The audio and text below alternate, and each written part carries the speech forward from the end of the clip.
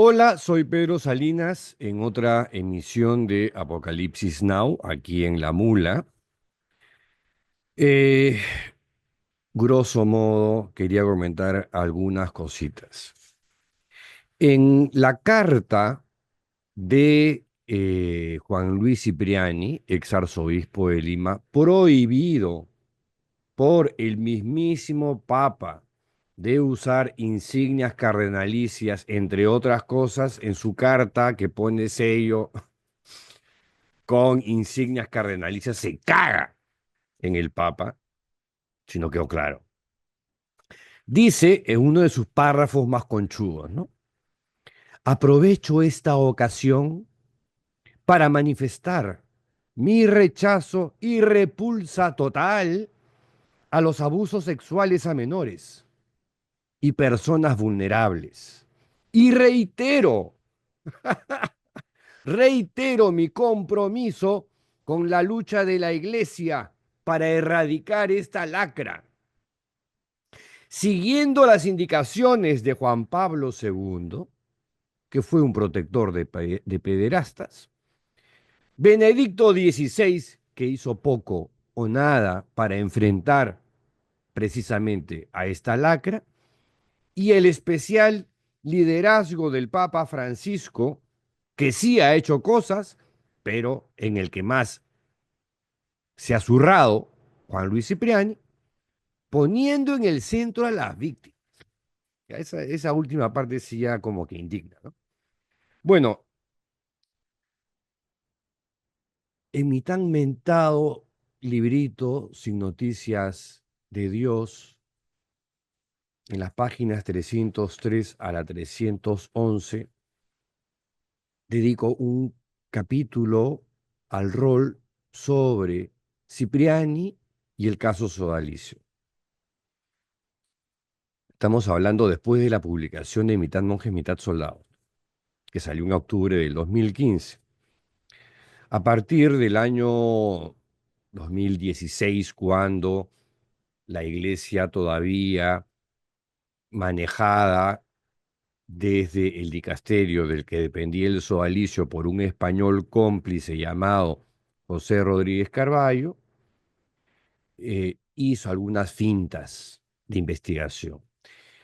Mientras tanto, en el Perú, el silencio administrativo por parte de la conferencia episcopal era ominoso.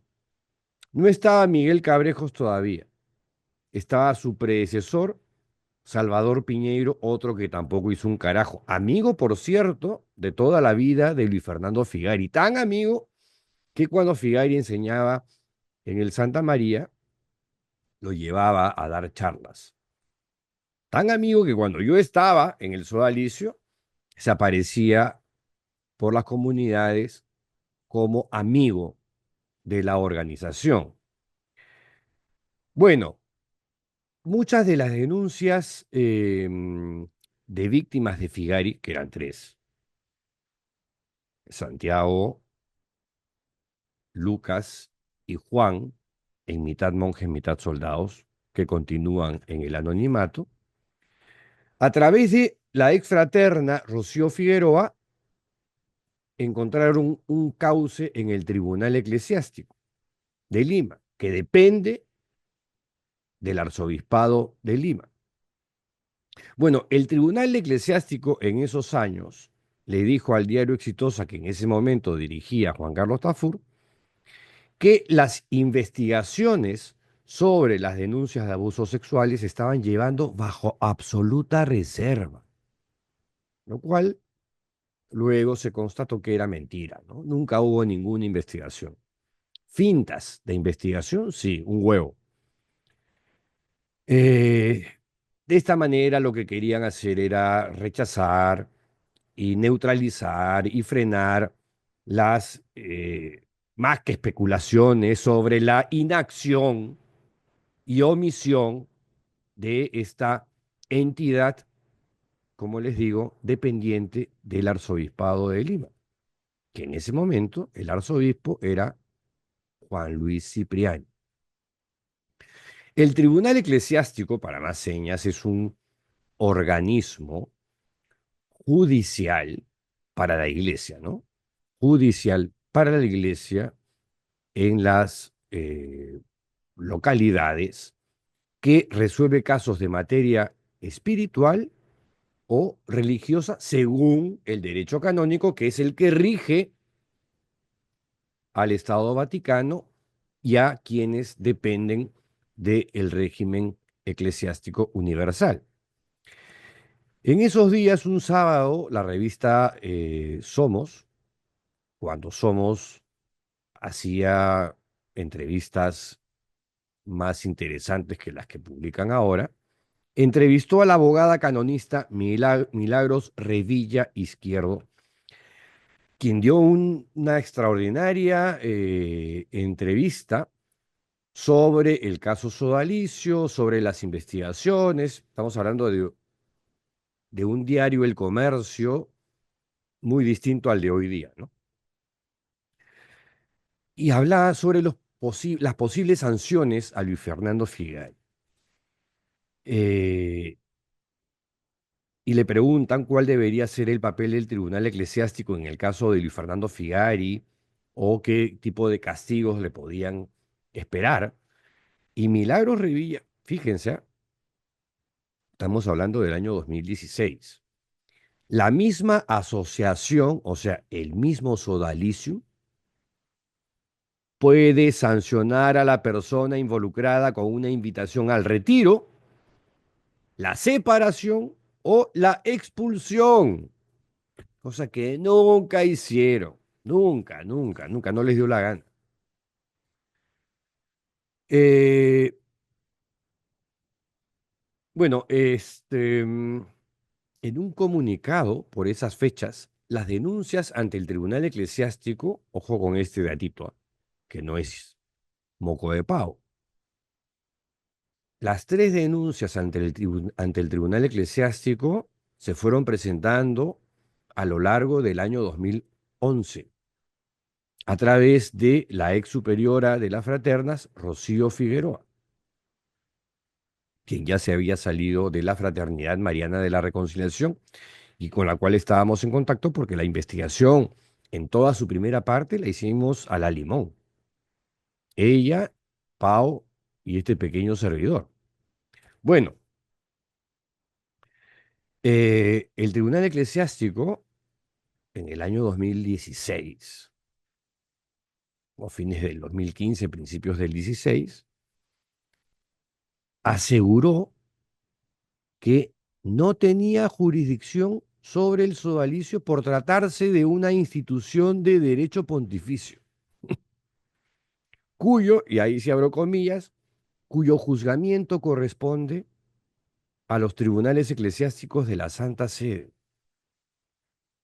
4 años después lo hacen saber. El vicario judicial en ese segundo era el sacerdote Víctor Guapaya Quispe, de la denominada familia espiritual del Opus Dei.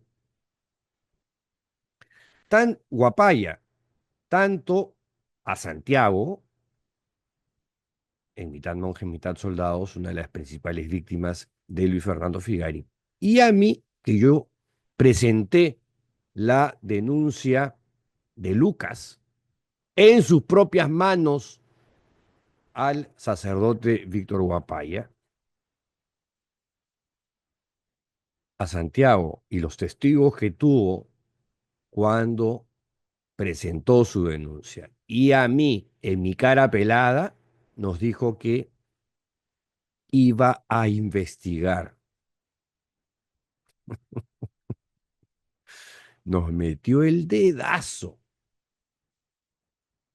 En ningún momento nos dijo, sorry, el Sodalicium es una sociedad de derecho pontificio, ¿no? Sorry, es al Vaticano al que le toca investigar, no a mí. Te equivocaste de puerta, compadre. No, nada de eso. Voy a investigar. Bueno, 4 años después,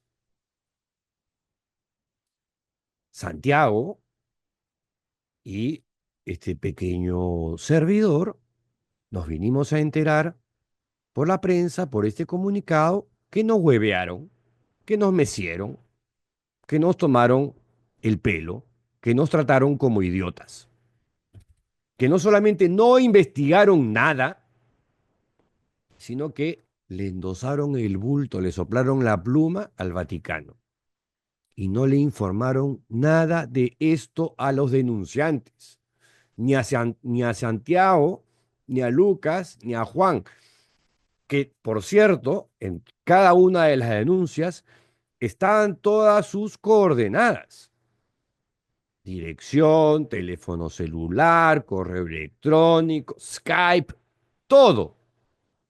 Nunca los contactaron. Bueno, Luis Gaspar, otro clérigo, también de la denominada familia Opus Dei, también perteneciente al tribunal eclesiástico, también dijo y mintió, ya en retrospectiva claramente era una mentira, que las denuncias en el sodalicio sí se estaban investigando. Bueno, Juan Luis Cipriani, quien era el que debía dar la cara en ese segundo, estaba en Chile, no estaba en el Perú. Pero la prensa igual lo alcanzó, concretamente el diario El Mercurio de Chile, que no es un diario de izquierda, no digo, ni caviar. Al Mercurio le dijo: las denuncias se tienen que investigar hasta el final. Los hechos denunciados son increíblemente malos, pero hay que distinguir a los sodalites que tienen una vida positiva. Hemos actuado con absoluta transparencia y rapidez, en serio, ante un suceso que atañe a un laico de una congregación de derecho pontificio. Bueno, por esas fechas, todo está contado en Sin Noticias de Dios. El exodálite Víctor Sar Ginocchio le envió una carta al entonces nuncio apostólico en el Perú, James Patrick Green, para solicitarle una reunión, una audiencia, con el propósito de que pudiese escuchar de viva voz, de primera mano, de una víctima de los abusos del sodalicio. Víctor Sar había sido uno de los 30 testimonios que aparecen imitando monjes, imitan soldados. En la segunda edición ya sale con nombre propio. En la primera tenía un seudónimo. En respuesta, le dijeron a Víctor Sar que en ese segundo estaba muy bien asesorado por Oscar Schiappa-Pietra, abogado, amigo suyo, miembro de su promoción del colegio, de la promoción del colegio donde sale la denominada generación fundacional. Le dijeron de la nunciatura a Víctor Sar que como el Vaticano ya había designado a un visitador, el nuncio no tenía jurisdicción para conocer detalles sobre las denuncias.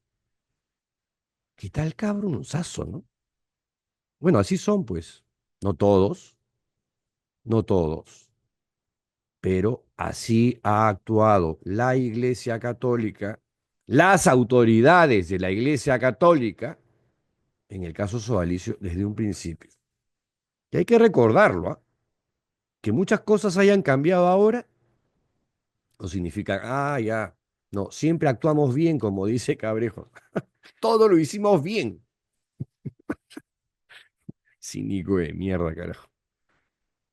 Bueno, eh, la República hizo caja de resonancia de lo que había pasado con Víctor Sar. Me imagino que gracias a la intervención de Óscar Schiappa-Pietra, y dio cuenta del pretexto estúpido de la Nunciatura Apostólica en el Perú. Y gracias nuevamente a la prensa, el nuncio James Patrick Green recibió en sus oficinas de Jesús María a Víctor Sar, quien ya en ese momento Víctor Sar le solicita verbalmente y por escrito la intervención vaticana para que Roma cancelase el estatuto de sociedad de derecho pontificio concedido al sodalicio, o sea, que los disuelvan.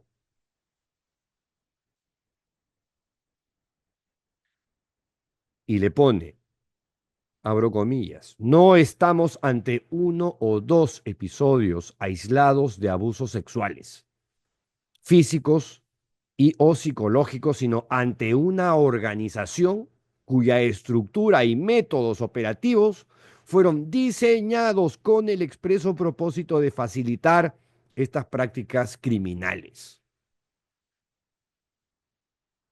Víctor Sar, después de la publicación, mitad monjes, mitad soldados.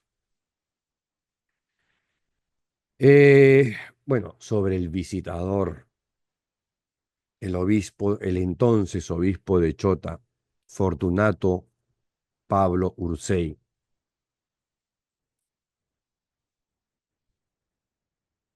El decreto vaticano que lo designa como visitador apostólico, firmado por el español encubridor, cómplice del sodalicio José Rodríguez Carballo, le ordenaba, en el papel, ¿no? Papel mojado, por supuesto, investigar y verificar la autenticidad de las denuncias de abuso. Fortunato Pablo Ursay no es que era un obispo en un recóndito pueblo en Cajamarca, ¿no? No, era, además de eso, el secretario general de la Conferencia Episcopal Peruana. Era una autoridad de alto rango. En la primera, única y última entrevista que concede Fortunato Pablo Ursay, por supuesto, a radioprogramas del Perú, la radio en la que el Opus Dei y el Sodalicium se pasean como Pedro por su casa, le dijo a Mariela Balbi, tengo que visitar las comunidades sodalites. Textual, ¿ah? Cuando visito las comunidades, compartimos la Eucaristía, la comida y un lonchecito en un ambiente de fraternidad. ¡Qué lindo! ¡Qué bonito! Era la hora del lonchecito para Monseñor Fortunato Pablo Ursay. Sobre mitad monjes y mitad soldados, donde estaba toda la información, ¿no? ¿Qué dijo? No he leído el libro. Sé del autor, pero no tengo por qué evaluarlo. Porque el autor en este momento, o sea, Miki González, ya no es miembro del SOALIS. ¡Ah, ya! En consecuencia, ¿para qué voy a leer esa huevada? Y declaró que además no iba a interrogar a Figari. ¿Para qué? ¿No? Y tampoco estaba en sus planes hablar con las víctimas. ¿Para qué? Y se supo luego que en 6 meses desde que recibió el encargo de ser el Pantaleón Vaticano, porque así lo interpretó él, ¿no? A él le pusieron investigar, validar, autentificar, verificar la autenticidad de las denuncias de abuso. No, pero él se computó Pantaleón. No, si a mí me ponen que soy visitador, yo soy como Pantaleón. Y voy a tomar lonchecito con los odálites en sus casas, que lo deben haber tratado además, pero como un rey, ¿no? Eh, bueno, fue la única vez que apareció, que asomó ni siquiera su cara, ¿no? Apareció su voz en un medio de comunicación ante Mariela Balbi en RPP, la radio Sodalite y la radio Opus. En ese momento Cipriani tenía su púlpito radial los fines de semana. Y la conferencia episcopal peruana estaba presidida por Salvador Piñeiro, que no hizo nada, como tampoco hizo nada Miguel Cabrejos, por más que diga por aquí y por allá que sí hizo y que todo lo hizo bien. Santiago respondió con una carta abierta que publicó el diario El Comercio, otro diario El Comercio, muy distinto al de hoy, y ahí en una carta larga dijo: qué sorpresa me llevé al enterarme después de todos estos años de que el tribunal que recibió mi denuncia no es competente. Y con legítima razón se preguntó, indignado, ¿por qué no me lo dijeron entonces? ¿No? Y me dicen, no, por acá no es la vía, es por acá. Entonces, en ese momento se armó un barullo, porque claramente estaban meciendo a las víctimas. Estaban tonteando a la gente que se estaba tomando el valor para contar el mayor secreto guardado en sus existencias, para que la iglesia le diga, ok, yo te recibo, y 4 años después le diga, sorry, era la puerta equivocada. No, el maltrato, la revictimización ha sido terrible, terrible. Y lo peor, la iglesia en el Perú no parece haber cambiado un ápice, con 5 excepciones. Eh, en ese momento, en las páginas centrales de Perú 21, apareció nada menos que el arzobispo y amigo de Juan Luis Cipriani, Natalia Primo. Y Natalia Primo se mandó a opinar sobre mitad monjes, mitad soldados sin leer la publicación, para señalar que el libro formaba parte de una campaña para desprestigiar la imagen del cardenal. Y mitad monjes, mitad soldados, Cipriani es tangencial en la historia. Por ahí apenas se le menciona, porque es un libro sobre el sodalicio. ¿De dónde sacaban Primo esta estupidez? No solamente dijo eso, ¿ah?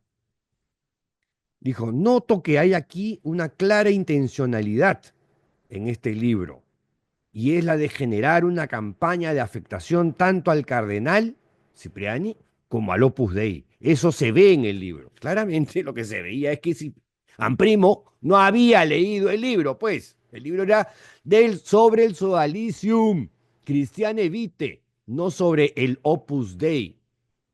Era sobre Figari y sus compinches, no sobre Juan Luis Cipriani. La historia sobre Cipriani nos la enteramos luego y la cuento en Sin Noticias de Dios, años después, no en Mitad Monjes, Mitad Soldados. ¿Qué más dijo Juan Primo? Ah, bueno, el tribunal eclesiástico tenía pues a este vicario judicial, ¿no? De la familia espiritual del Opus Dei, el padre Guapaya, donde también estaba el otro, Luis Gaspar, y el moderador del tribunal eclesiástico era nada menos que el arzobispo de Lima, o sea, Juan Luis Cipriani. Por eso es que la víctima de Cipriani no podía tomar esa vía, la del tribunal eclesiástico, porque entre los vocales, el vicario judicial y el moderador, todos eran opus. O sea, esa carta de denuncia jamás iba a llegar a su destinatario, que era el Papa Francisco. Bueno, Amprimo trata de desasnar a los lectores de Perú 21 hablando sobre el rol de Juan Luis Cipriani como moderador del Tribunal Eclesiástico. Y según el jurisconsulto Natalia Primo, el rol de Cipriani como moderador del Tribunal Eclesiástico era simplemente el de proveerle papel para la fotocopiadora. ¡Allá!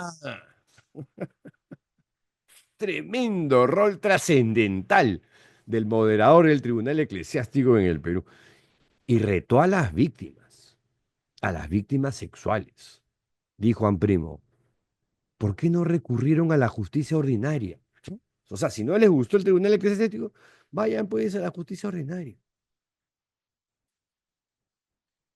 Hay que ser bien mezquino para soltar una cosa así. No solamente lo dijo Primo. El sábado, en el púlpito radial que era para Cipriani RPP,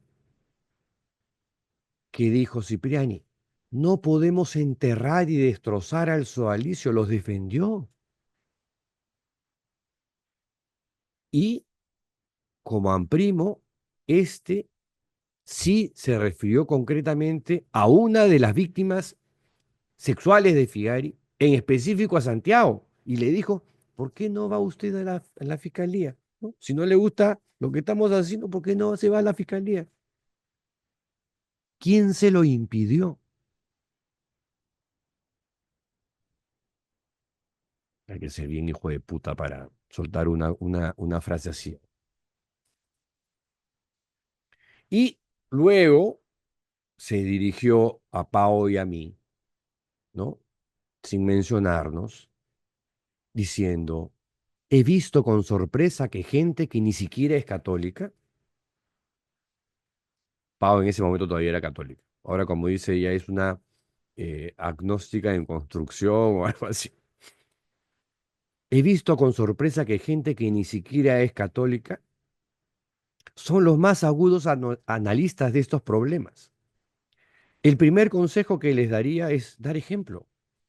Si quieres formar parte de la iglesia, ven y practica. No seas un asesor desde tu agnosticismo, porque así eres el demonio.